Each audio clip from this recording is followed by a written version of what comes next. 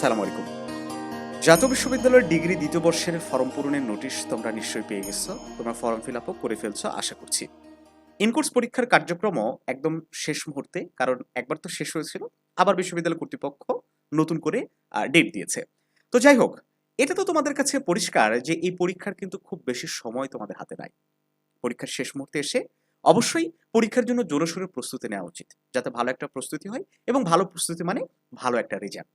Degree করে ভালো result যদি তুমি না করতে পারো, তাহলে অবশ্যই চাকরির বাজারে একদিকে যেমন তোমাকে পিছিয়ে থাকতে হবে, একই সাথে এই যে সময় নষ্ট করে পড়ছো, একটা সার্টিফিকেট অর্জন করছো, এইটারও তেমন কোনো ভ্যালু থাকবে না। কাজে ভালো রেজাল্ট করাটা অত্যন্ত জরুরি। তো আমরা ডিগ্রি দ্বিতীয় বর্ষের পরীক্ষার প্রস্তুতিমূলক বিভিন্ন ভিডিও ক্লাস নিয়মিতভাবে আমাদের ইউটিউব চ্যানেলে আপলোড করে যাচ্ছি। তারই ধারাবাহিকতায় আজকের ক্লাসে আমরা আলোচনা করব যে ডিগ্রি দ্বিতীয় বর্ষে ভালো রেজাল্ট করার জন্য আসলে তোমার কিভাবে প্রস্তুতি গ্রহণ করা উচিত। একই সাথে যেহেতু সিলেবাস পরিবর্তন হয়েছে 24-25 সেশন থেকে, অনেকে ধারণা করছে যে প্রশ্নের প্যাটার্নও পরিবর্তন হয়েছে।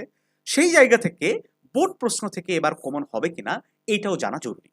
কারণ দেখো, তুমি একভাবে প্রস্তুতি নিলে কিন্তু সেই প্যাটার্নে প্রশ্ন হলো না, তাহলে কিন্তু তুমি কমন পাবে না। তুমি পরিশ্রম করে ঠিকই প্রস্তুতি নিয়েছো, কিন্তু পরীক্ষায় প্রশ্ন কমন হলো না, লাভ হলো? লাভ হলো না। এই জন্য তোমাকে জানতে হবে যে প্রশ্নের প্যাটার্নটা কিরকম হবে। মনোযোগ সহকারে ক্লাসের শেষ পর্যন্ত সাথে থাকো। আমরা আশা করছি আজকের ক্লাসটির মাধ্যমে তুমি অবশ্যই উপকৃত হবে। শিক্ষার্থী বন্ধুরা, তাহলে আমরা শুরুতে আলোচনা করি যে ডিগ্রি দ্বিতীয় বর্ষের ভালো রেজাল্ট করার জন্য তোমার কিভাবে প্রস্তুতি গ্রহণ শুরু করতে হবে। দেখো, তোমার হাতে সময় কম। সময় কম বলতে আসলে তোমার হাতে কতটা সময় আছে এইটা তোমাকে আগে জানতে হবে। তোমার কাছে যদি একটা ক্ল্যারিটি থাকে, তাহলে তুমি সব কাজই ভালো করে করতে পারবে। শুধু পড়াশোনার ক্ষেত্রে না, যে কোনো কাজই করতে যাও, তোমার শুরুতেই যে জিনিসটা মানে থাকতে হবে সেটা হচ্ছে ক্ল্যারিটি। আমি কি চাই, আমাকে কি করতে হবে, আমার কি করা উচিত, এই বিষয়গুলো সম্পর্কে তোমার যদি একদম পরিষ্কার একটা ধারণা থাকে, ডেফিনেটলি তোমার সফলতা কেউ আটকাতে পারবে না। ওকে, তাহলে তোমার পরীক্ষাটা অনুষ্ঠিত হবে ঈদের পরে। একদম খাতায় লিখে রাখতে পারো যে জানোবিডি টিম বলে দিল যে ঈদের পরে ডিগ্রি দ্বিতীয় বর্ষের পরীক্ষা। ওকে, তো ঈদের পরে যদি ডিগ্রি দ্বিতীয় বর্ষের পরীক্ষা শুরু হয়, তাহলে তোমার হাতে কতটুকু সময় আছে? 17 অথবা 16 ফেব্রুয়ারি থেকে রোজা। ফেব্রুয়ারি থেকে কি রোজা, তাহলে ঈদ হচ্ছে 17 মার্চ বা 16 মার্চ, এরকম এক সপ্তাহ ছুটি ধরো। তার মানে 20 তারিখের পরে, মার্চের 25 তারিখ থেকে বা 26 তারিখ থেকে এইরকম সময়সীমার মধ্যেই তোমাদের পরীক্ষাটা শুরু হওয়ার সম্ভাবনা সবচেয়ে বেশি। আমরা ধরে নিলাম যে মার্চের 20 তারিখে তোমার পরীক্ষাটা হবে, আমরা একটু আগেই ধরবো। তারপরে যদি অতিরিক্ত সময় পাওয়া যায়, এটা তোমার জন্য প্লাস পয়েন্ট না, তুমি তো বাড়তি সময় পাচ্ছ। কিন্তু হুট করে বিশ্ববিদ্যালয় কর্তৃপক্ষ যদি তুমি ভেবে আসো এপ্রিলের 1 থেকে এক্সাম হবে, আর পরীক্ষার ডেট সেট হয়েছে 20 মার্চ থেকে, তখন তুমি কোথায় যাবা? এই জন্য ধরে নাও যে 20, যদিও সম্ভব না কারণ ঈদের ছুটি থাকবে, তারপর আমি ধরে নিলাম আমি যাতে এর আগেই প্রস্তুতিটা শেষ করতে পারি। তাহলে এখন থেকে যদি আমি হিসাব করি কত মাস সময় আছে, আজকে ফেব্রুয়ারি, ধরে নাও 20 তারিখ, এদিকে 1 মাস, 2 মাস, পুরা 2 মাস তোমার কাছে সময় আছে কম বেশি। এই সময়সীমার বেশি আসলে তুমি কোনোভাবে সময় পাবে না। সামনে একটা রোজার মাস আছে, যেহেতু আমরা মুসলমান, রোজার মাসে আমরা সবাই জানি যে প্রোডাক্টিভিটি একটু কম হয়, শরীর ক্লান্ত থাকে, কিংবা ইবাদতের জন্য বাড়তি একটা সময় এখানে আমাদের বের করতে হয়। তারাবি, সেহরি সবকিছু মিলাই টাইমটা ম্যানেজ করে একটু আমাদের জন্য কঠিন হয়ে যায় পড়াশোনার জন্য বাড়তি বের করা। ফিমেল স্টুডেন্টদের কথা তো আমি মানে কি বলি আর, কারণ ওদের ইফতারের আয়োজন, সেহরির আয়োজন, সেই আয়োজন, শরীর নিজের একটা ক্লান্ত ভাব, রোজার মাসে খুব পড়াশোনা কম হয়। তো এই জন্য আসলে সময়টা খুব কম। আমি যদি নিট টাইম ধরি, তাহলে একদম ফুললি তুমি কনসেন্ট্রেশন দিয়ে পড়াশোনা করতে পারবে 1 মাস। 1 মাসের মধ্যে এখন তোমার প্রস্তুতিটাকে শেষ করতে হবে। তো সেই জায়গা থেকে এখন সময়টা খুব কম। এই কম সময় কি পড়বা আর কি পড়বা না, দেখো তুমি যেটা পড়বা, মানে পড়বা না কি কি সেইটা তোমাকে আগে জানতে হবে। কি পড়বা না মানে, তুমি যদি বাড়তি প্রশ্ন পড়ে সময় নষ্ট করো, এইটা তোমার কিন্তু চাপ প্রয়োগ করবে তোমার উপরে, এটা তোমাকে চাপে ফেলবে। ওকে, এই জন্য কি পড়বা না এটা তোমাকে আগে জানতে হবে। কি পড়বা না? বই পড়বা না, বা নতুন প্রশ্ন এখন আর পড়ার প্রয়োজন নাই যদি আগে থেকে পড়াশোনা যদি না করা থাকে। হ্যাঁ, আর এখন যদি আমার এই ভিডিও দেখার পর যদি ভাবছো যে পড়াশোনা শুরু করবো, তাহলে তোমার হিসাবটা আলাদা, একটু পরে আসছে। সেই ক্ষেত্রে আগে থেকে যদি তোমার পড়া যদি থাকে, তাহলে নতুন পড়া না পড়ে যা পড়েছো ওগুলাই ভালো করে পড়ার চেষ্টা করে, এর পাশাপাশি এখন শুধু গুরুত্বপূর্ণ প্রশ্ন পড়বা, বেছে বেছে গুরুত্বপূর্ণ প্রশ্ন। অগুরুত্বপূর্ণ প্রশ্ন পড়ার দরকার নেই, শুধু গুরুত্বপূর্ণ যে প্রশ্নগুলা সেগুলো পড়বা। এখন গুরুত্বপূর্ণ প্রশ্ন কোনগুলো সেগুলাতে আমরা পড়ে আসছি। আর যারা নতুনভাবে পড়াশোনা শুরু করবে তাদের তো এগুলার আর কোনো কথাই নাই। হ্যাঁ, আগে তো তুমি কিছুই পড়ো নাই, এখন শুধু তোমার কাজ হচ্ছে গুরুত্বপূর্ণ পড়াটা পড়া এবং রেগুলারলি লিখতে হবে। লেখাটা খুব জরুরি।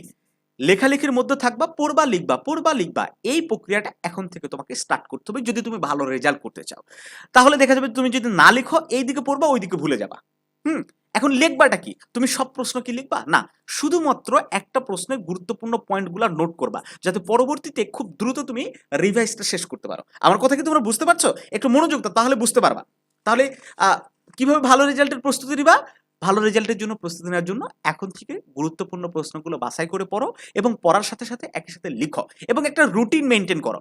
রুটিন মেনটেন না করলে আসলে ভালো রেজাল্ট তোমার দ্বারা কোনোভাবেই সম্ভব না। তুমি দিনে 2 ঘন্টা পড়ো, আমি বলছি না তোমাকে দিনে 6-7 ঘন্টা পড়তে হবে, তুমি দিনে 2 ঘন্টা পড়ো, কিন্তু এই 2 ঘন্টার একটা রুটিন করো যাতে কনসিস্টেন্সি ধরে রেখে প্রতিদিন এই 2 ঘন্টা যেন তুমি পড়তেই পারো।